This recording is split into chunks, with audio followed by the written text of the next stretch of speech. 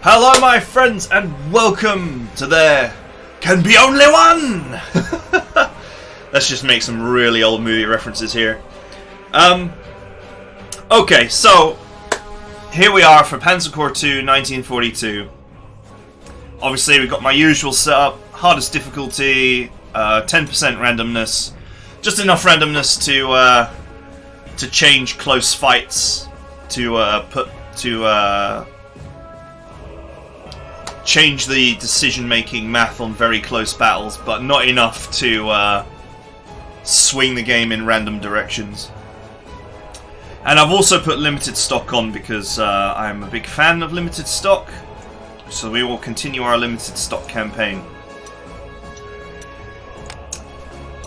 Now, the other thing which we're going to do is we're going to restrict ourselves to one hero.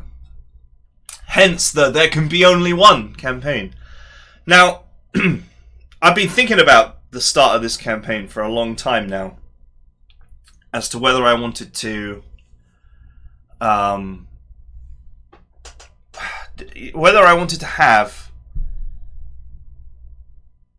one hero or no heroes. Now, obviously no heroes would be a little bit harder, but it got me thinking about Long War of the Chosen, actually, more than anything else, which is that the heroes are actually one of the most interesting things about the game, especially in terms of deployment phases. And so, effectively removing an entire feature from the game kind of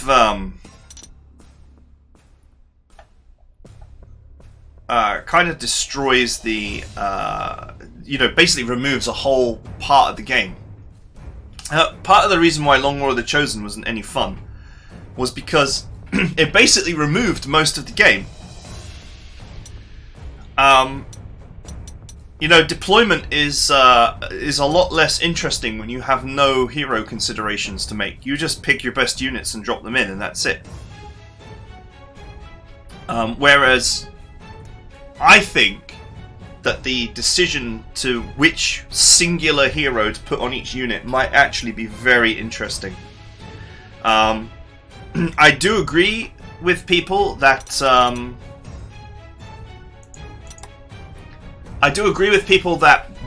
that hero combinations are probably the most powerful thing after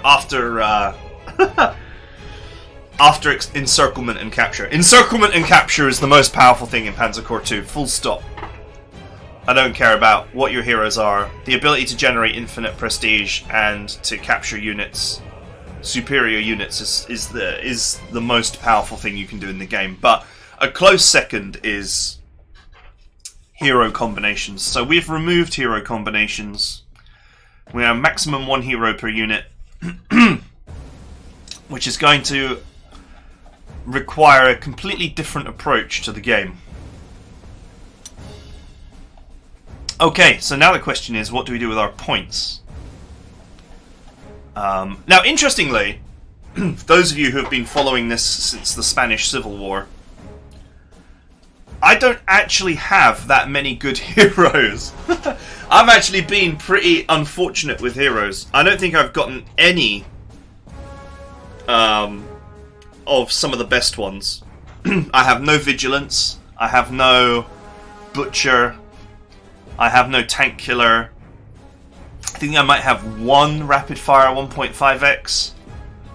I gained a lot of the capture heroes, but with no ability to combine them, they're not going to be very useful.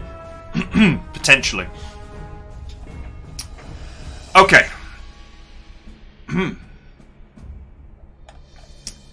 Where do we go from here?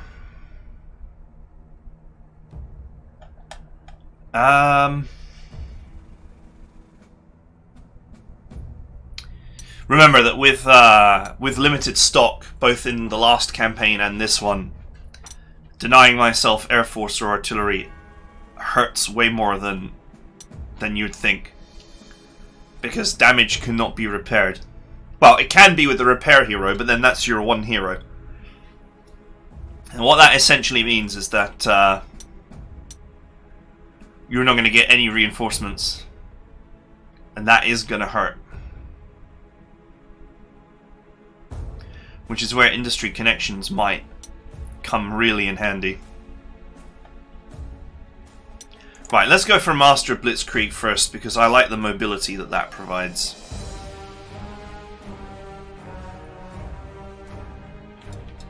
And I'm always a fan of Terrain Expert, because it makes all your units just that little bit tougher.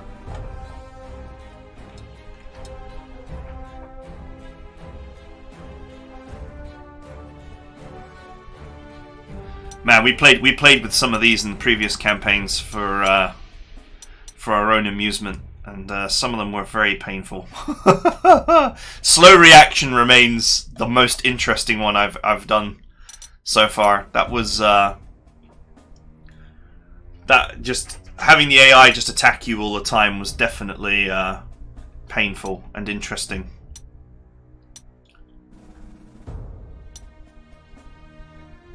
I'm tempted to go for denied artillery because I actually have large stockpiles of artillery.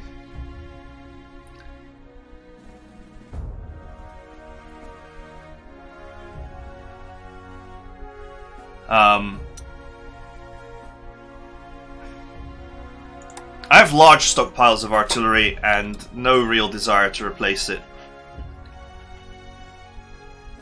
I think it's fine as it is. Let's take industry connections so we can get some new stuff to play with. We'll take Panzer General so we can deploy more tanks.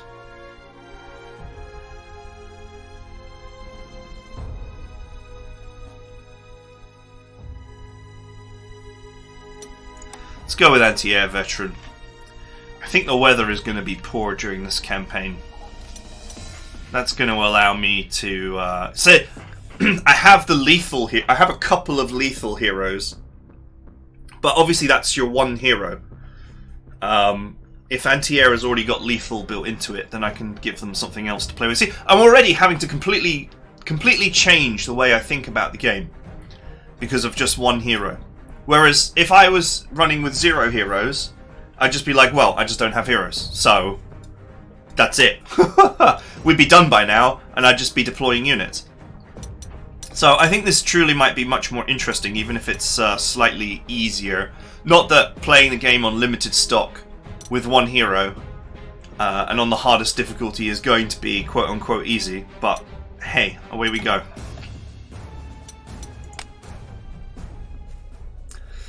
I hate to rush you, but we are in serious trouble. Our positions around Reeve, maybe, are under attack, and our outer perimeter forces have already been cut off and encircled. Bonus objective: destroy 9 northern encircling Soviet units. Destroy 8 western encircling Soviet units. Destroy 8 southern encircling Soviet units.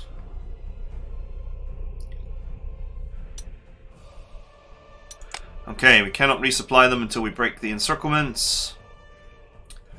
We'll have to work with what you have at Reeve. Don't think we can afford to leave our base undefended, though.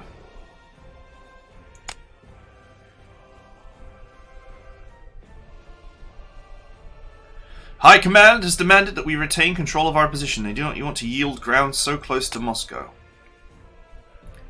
As a final warning, I would caution against reserving any of our forces. If the Soviets have been content to pin our units thus far, it can only mean a major attack is coming, and we'll need every unit at our disposal to fight back. Good luck, Herr General. Unyielding. Great, that's another useless hero.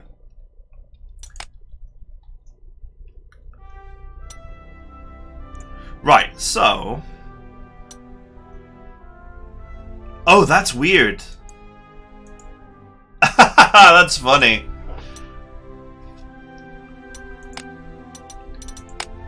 You can only set one hero, but if you've already set heroes, then they stay from the previous campaign. I'm gonna remove them all because it you know, it wouldn't be. It would totally undermine the playthrough if I left the heroes on. But that's just an interesting thing. So if you put 4 heroes on for a particular part of the grand campaign, they'll stick around until you take them off.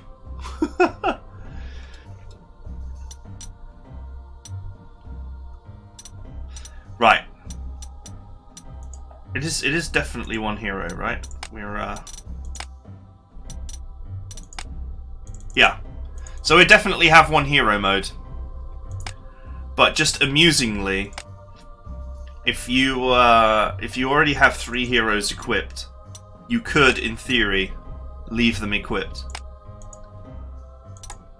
How's that for messed up?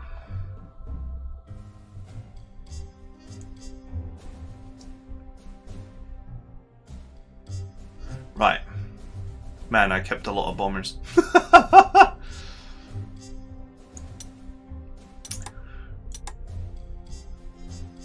Okay. So let's begin by stripping away all of these.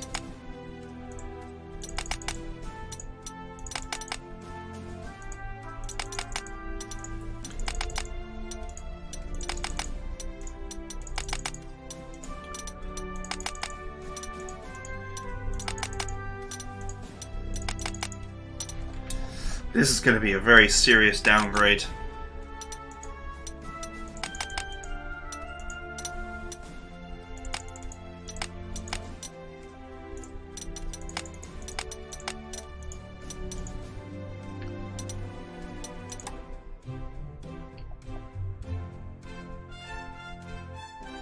This is going to be a very serious downgrade for us.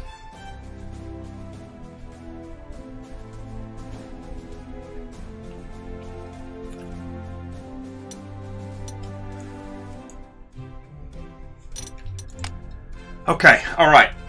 Let's continue with our deployment. So,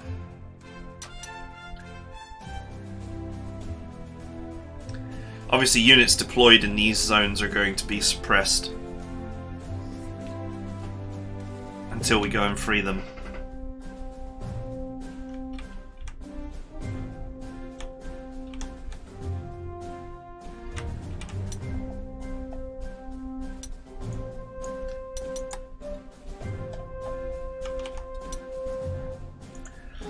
T-3440s.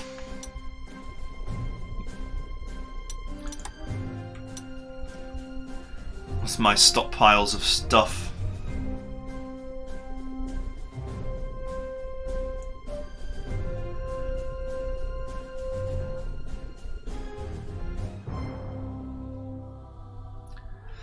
I don't have like the greatest amount of T-3440s in the universe either.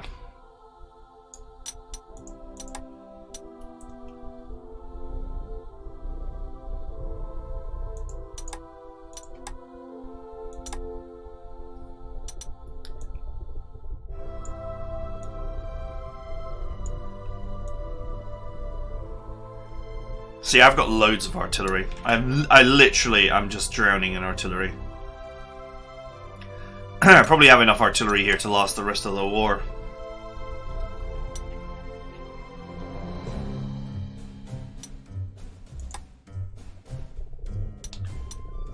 Ooh, we have a new... Wait a minute, is this a scout plane? It's a scout plane that can fight back. How interesting.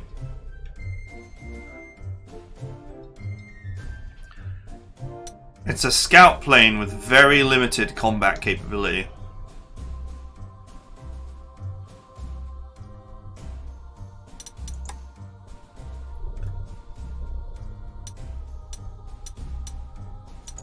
Okay, alright, so...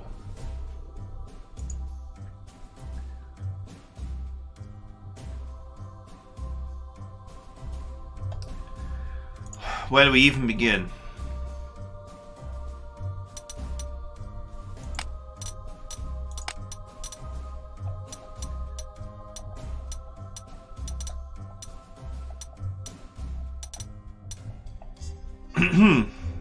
So I don't actually have like the greatest amount of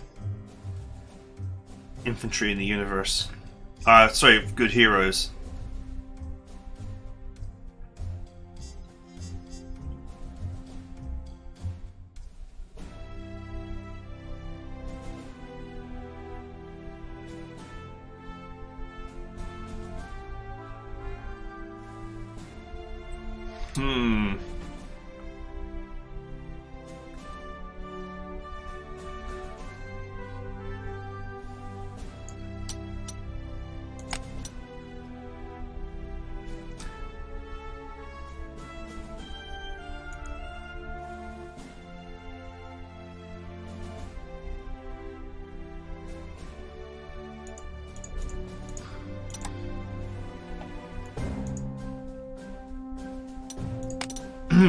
Okay.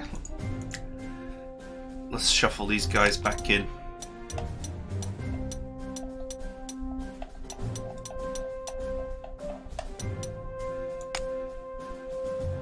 You know, without like first strike or hit and run or anything, you know, this infantry is going to be on the receiving end of a lot of damage.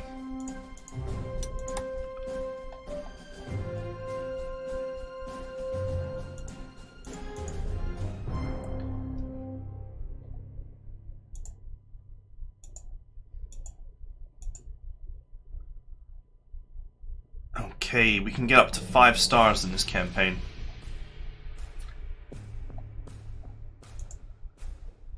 This thing is going to be useless now. without heroes to take care of its incredibly weak defense, it's going to be very unexciting.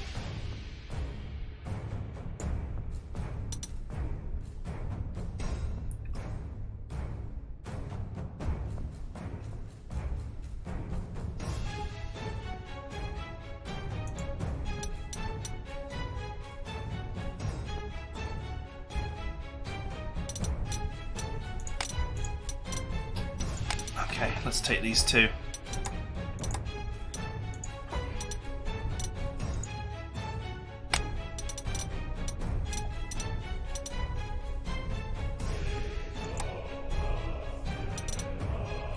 Okay. Alright. So, of course, if we use 0 slots, we can't use anything else as well.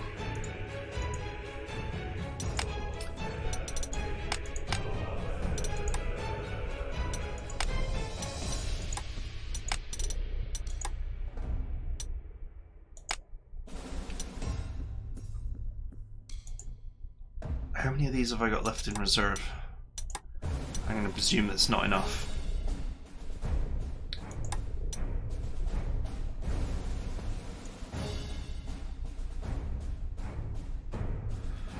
That's all of them.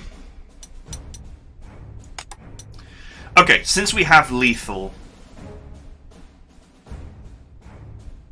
we are sort of okay to just leave them as they are. What I'll do is I'll swap them so that the one that's less experienced has got more to make up for the lower experience. And we'll set repairs for these, because I have no way of replacing them.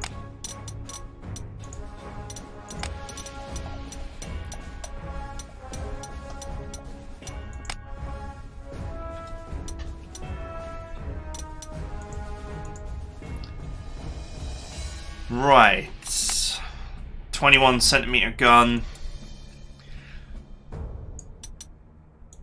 0 slots.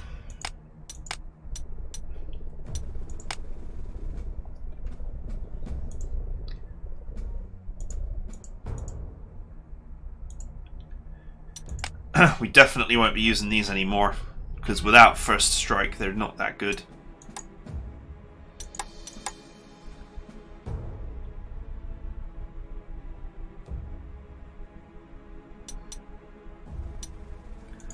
They won't survive the rigors of combat without first strike.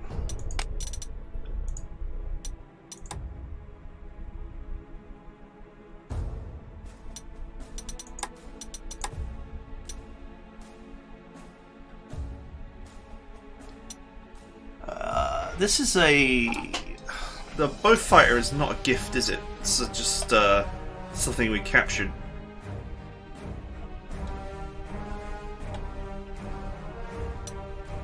I think.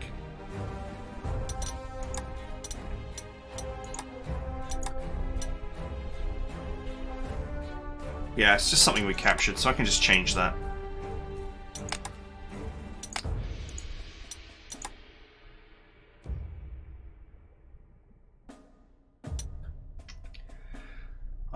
I like the fact that the Bowfighter had really extended range as well.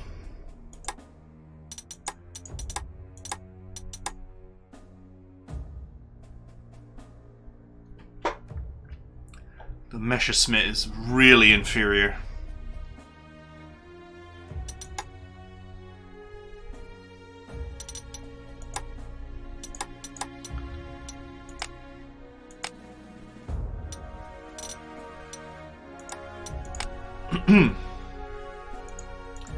Okay, a couple of scout planes, always useful.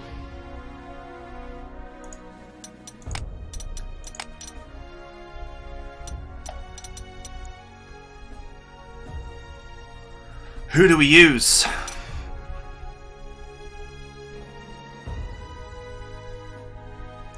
I guess it's gonna have to be Bar.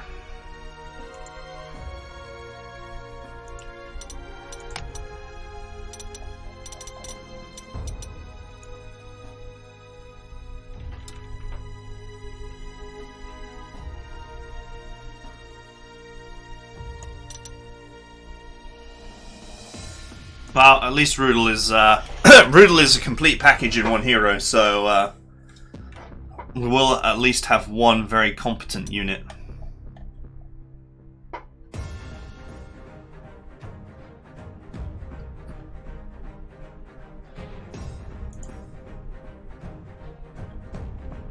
Okay, that's a T-41, which is better, but costs a lot more slots.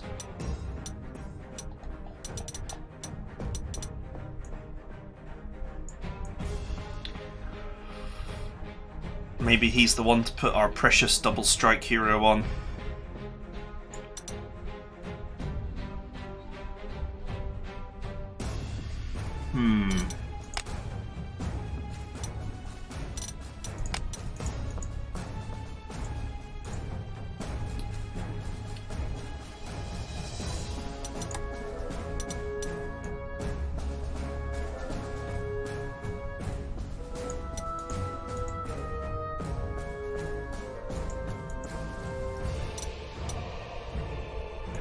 Let's shuffle in another another artillery.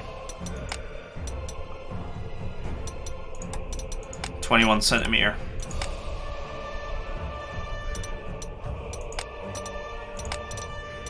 Zero slot this.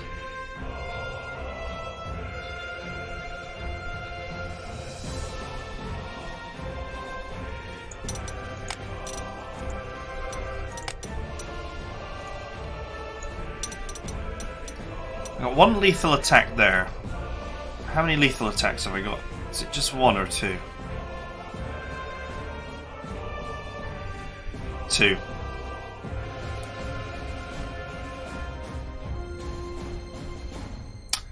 Oh, I have a camouflage. Interesting. I don't remember when I got that, but that's cool.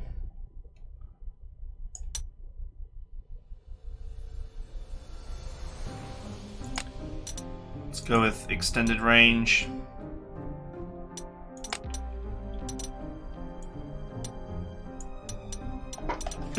Rapid fast deployment.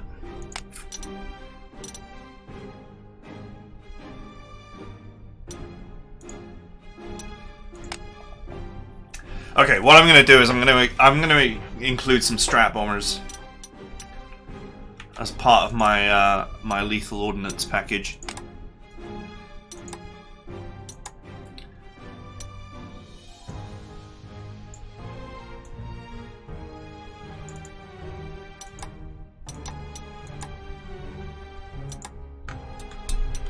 I should have some in reserve.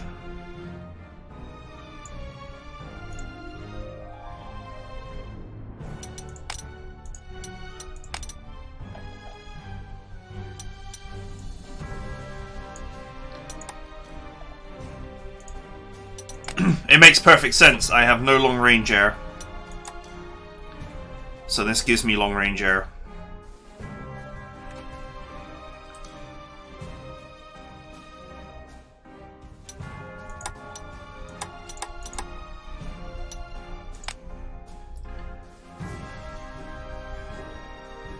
And it gives me long range air that's not particularly expensive.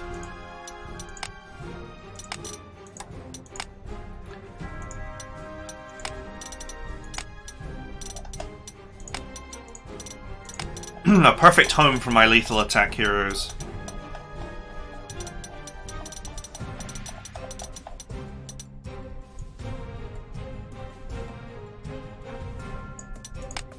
It's so interesting because, you know, by zero slotting these, I am effectively, you know, I'm increasing their size to 1.5.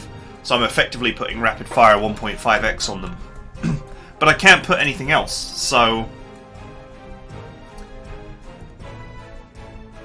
kind of stuck from there on. You know what's funny? These scout planes can have stuff like legendary. They can just, if they don't get shot down, they can just generate money.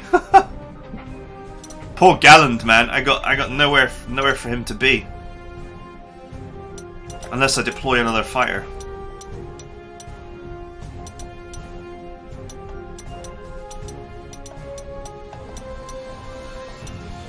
What else do you put on a fighter plane?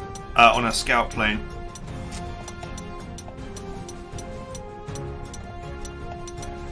Nothing.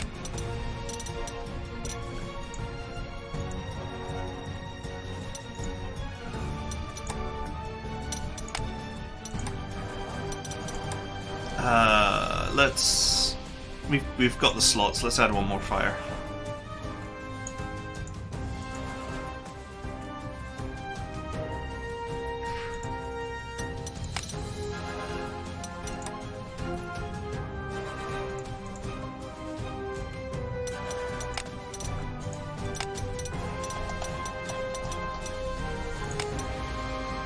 Okay. So my fighters are going to be useful for going after enemy strategic assets if they've got any.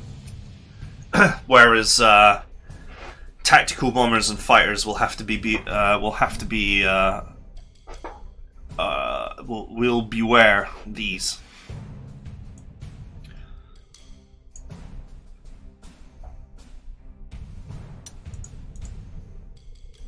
Okay, scout cars and tanks.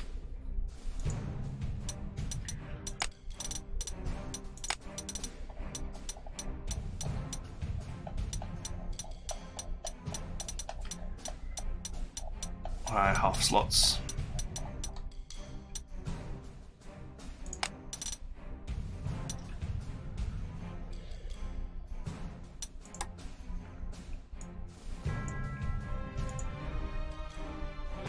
Let's shuffle in another infantry unit. Engineers. Bit low on health. Although this is actually a defensive engagement, so in theory I could get away with these.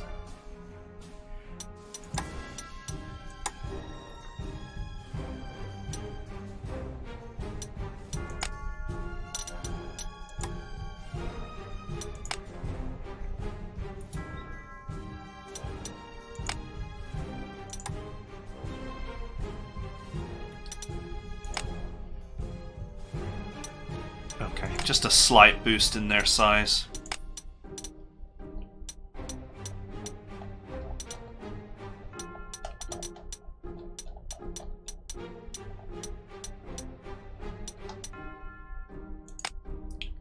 Okay.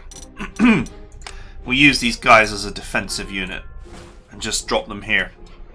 That way there's no way that the enemy can take that tile.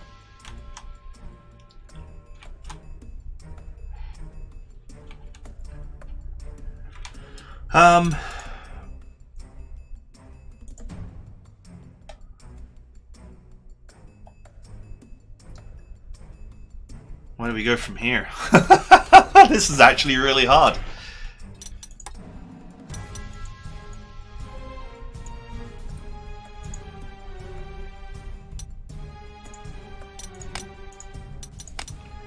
Okay, let's shuffle these scout cars in.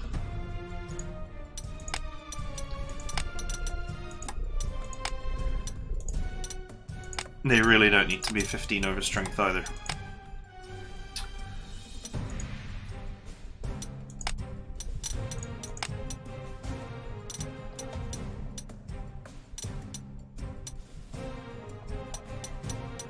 Oh, I have one more reduced slots lying around.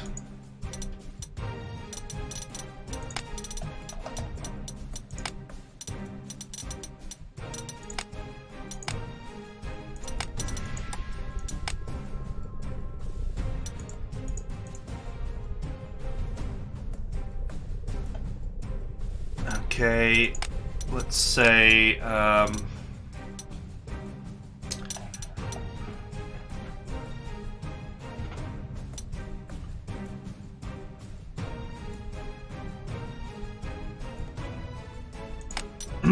anti-tank, double attack. I should really mark this one.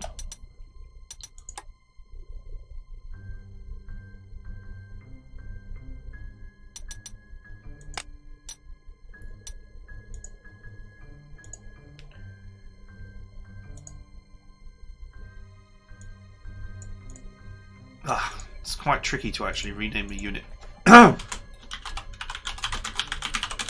Okay. You don't have to remind yourself that this one's anti-tank, because you'll see in the in the fight calculations that it's more lethal. Sometimes you do need to remind yourself that a unit's got 2 moves. It's mostly why I use Camo.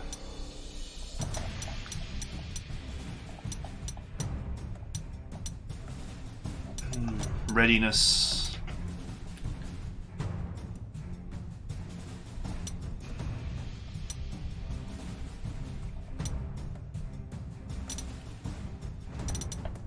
I have one more field repairs lying around as well.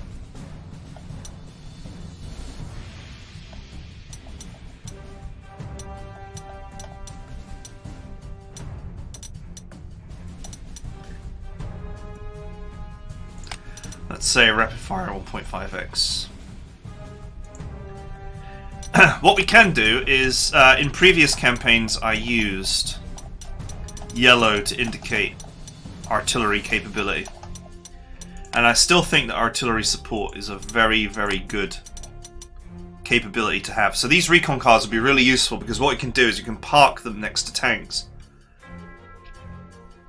Or park them next to anything, really. And if infantry attacks, then they will get victimized.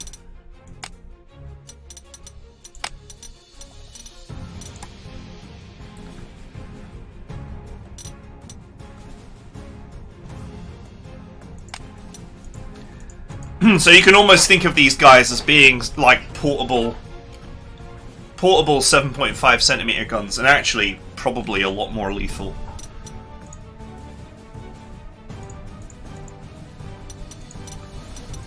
Okay, what other hero would be useful here?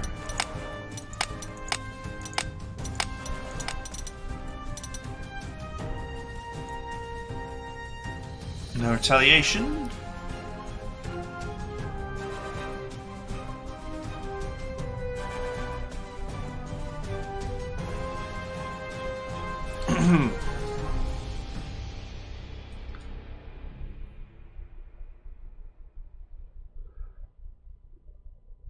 I think no retaliation's probably about as good as we're going to get.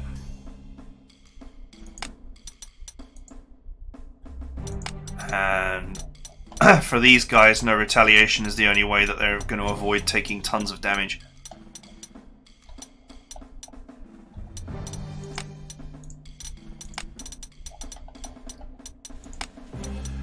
Right, let's re-camo this one to match the scout cars so we know he's got no retaliation.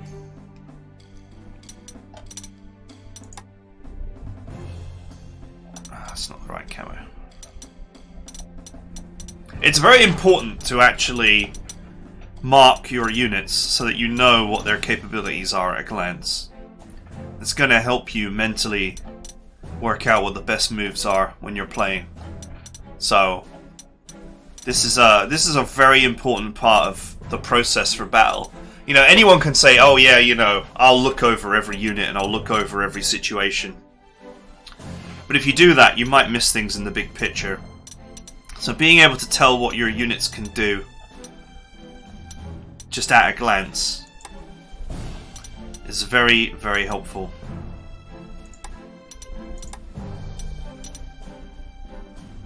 Actually, I wonder if that is the right camo, it's just that it looks weird on a tank.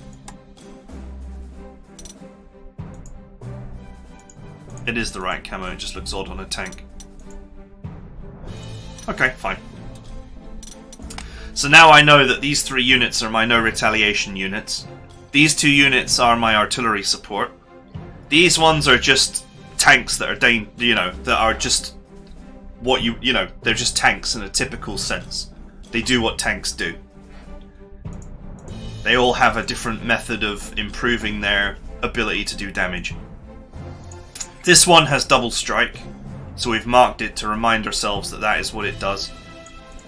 Obviously our infantry have just got the special heroes on. Artillery is just as is, really. There isn't much else I could do with it.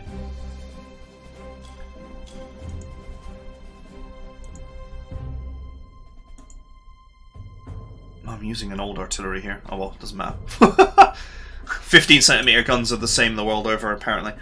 Yeah, and that's it. Let's also mark this one in red. So we know that red is the mark. We're going to use red as the mark of double strike. I guess this is the only red one we've got.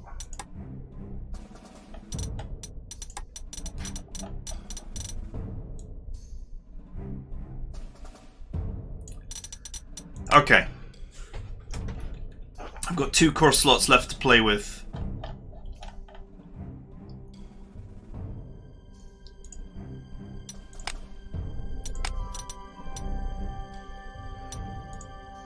Boosting up infantry is actually an expensive game.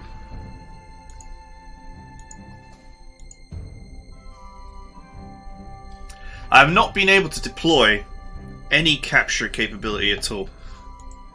That's just... there's just not enough room.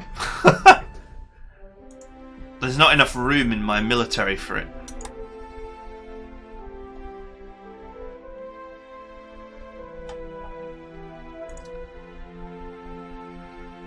Doesn't this thing only cost like 2 slots?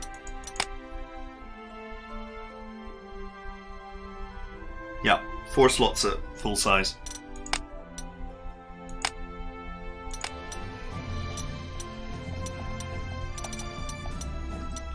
Interesting little slaughter machine.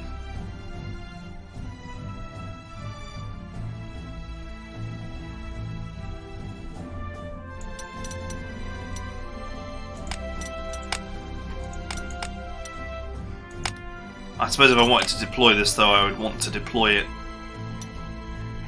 at overstrength. But we have reduced core slot costs.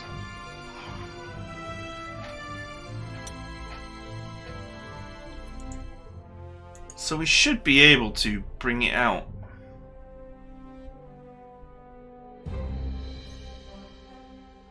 If I chip away at something somewhere.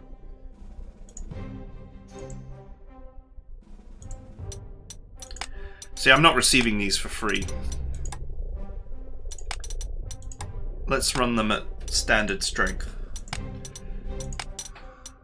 Well, not standard strength, but there is an optimal strength, and it's 13 if you're not using reduced core slots.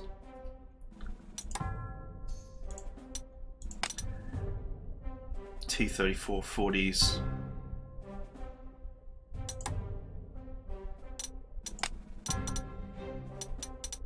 We can put first strike on this one. Not as good as no retaliation, because first strike does not stop retaliation. In case you're wondering about First Strike. However, First Strike does add defensiveness. So I guess in this case it might make sense to actually set him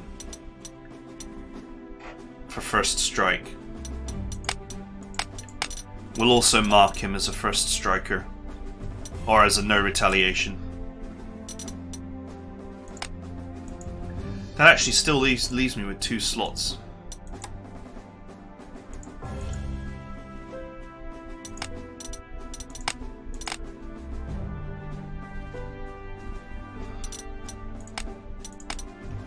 We can bring a Panzer 3J along. Actually, what can we do with this for 2 slots?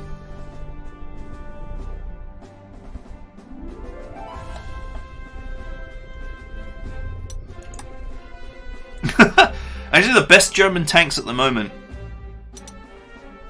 The best German tanks are actually only 2 slots. We have not yet crossed the Rubicon into 4 and 5 slot tanks.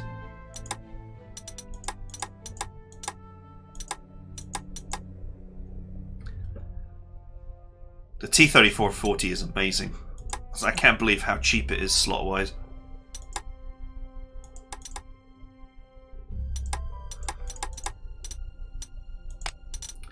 Sure, let's bring the Panzer 3J along with very high experience.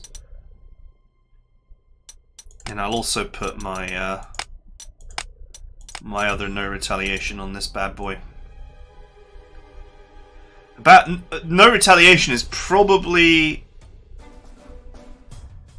where I've done the best. I've received a lot of no retaliation heroes in the course of my campaign. They are very useful for offensive engagements.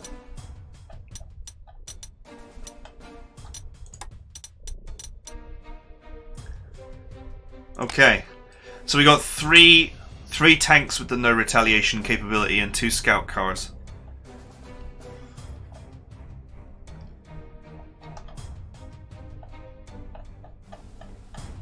Right, let's get deploying.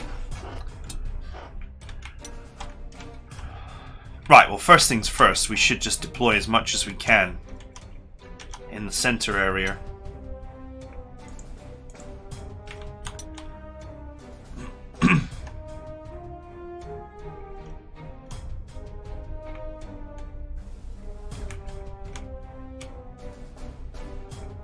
Okay, so we want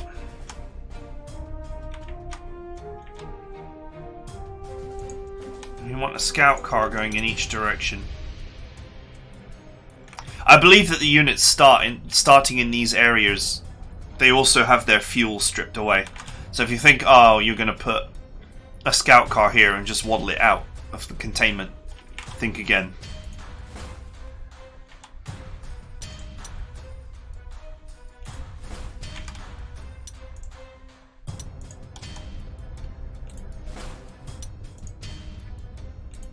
Okay, so this scout car is going up this way, this one's going this way, and this one is going down this way. This one's artillery support, and these are no retaliation. So now we will use this as our no retaliation scout to go down this way. The no retaliation light vehicles are going to be used to hose infantry. Then each route is also going to want a tank.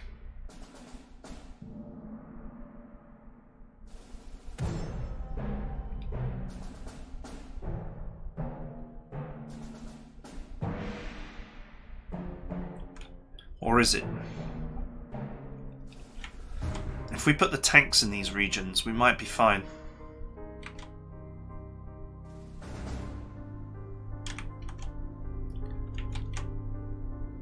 Depends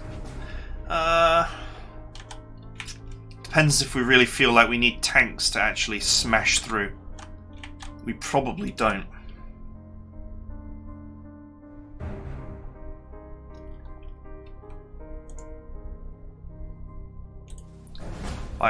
Fire here, recon here, recon here. Strap over here, strap over here. 1, 2, 3, 4, 5, 6, 7. We could deploy them all to one airport, but probably be fine like this.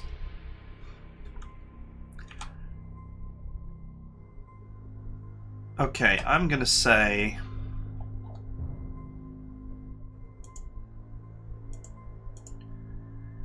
we'll take the rapid deployment artillery.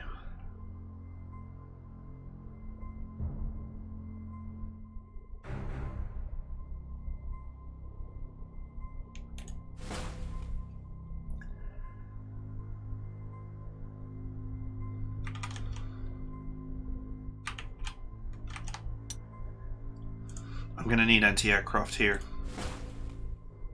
It's just that simple.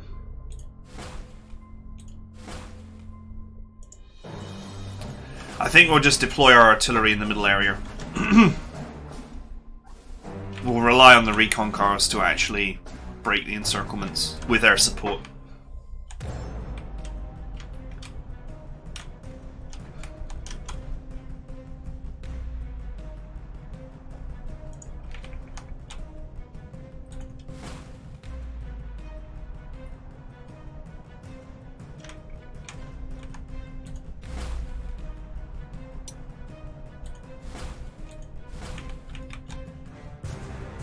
Set these tanks up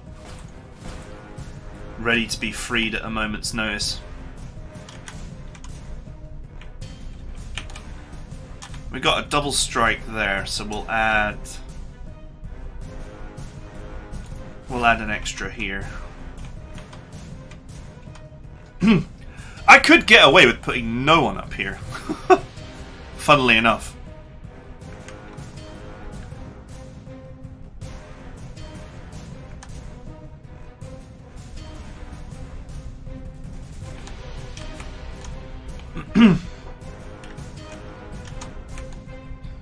I actually have few enough units that I don't need to put anyone up there at all. Although it's still the optional objective to kill all those units.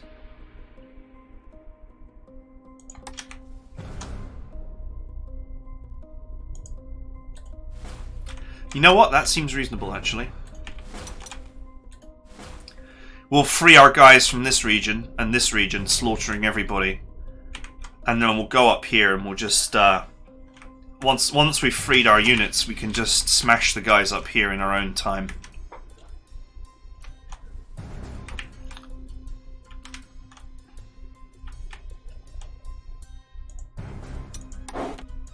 Okay. Alright, that is it for deployment. Yeah, as I thought, it's definitely more of a mental challenge. It's more mentally engaging to think about how you're going to deploy just one hero in each unit. Which hero is the best hero for each unit? What capabilities precisely do you want? You can't just make a surrender machine and just go around poking people to get them to surrender.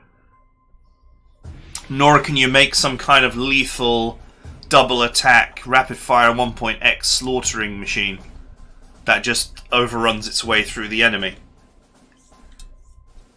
This is going to be an interesting campaign, I think.